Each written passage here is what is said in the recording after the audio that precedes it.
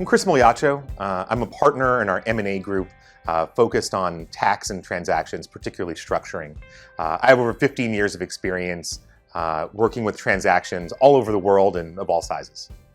The biggest issue in structuring transactions right now is really understanding the different goals of buyers and sellers in these transactions. Buyers are looking to get what's called a step up in the basis of the assets of what they're acquiring.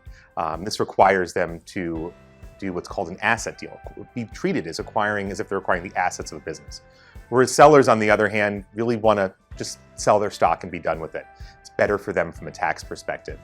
Bringing together the buyer and seller and helping them understand how they can bridge the two needs is a real key part of any transaction discussion right now.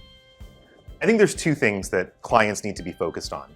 The first is dealing with tax early in the transaction. Sometimes it's not about not thinking about tax, but putting it off until the end. And there's nothing worse than being close to a deal and finding out that you have a large tax issue. So the earlier you can deal with it in a transaction, generally speaking, the better. The second thing that clients need to be focused on is really understanding the impact of recent changes to the state tax rules and how they can affect structuring a transaction. What are called pass-through entity taxes offer potentially a benefit to the seller that can really bridge the gap between the needs of the buyer and the seller in the transaction and make the overall discussion a lot easier. Our focus when we're working on transactions, both tax and other advisory services and transactions, is really helping you get to the finish line.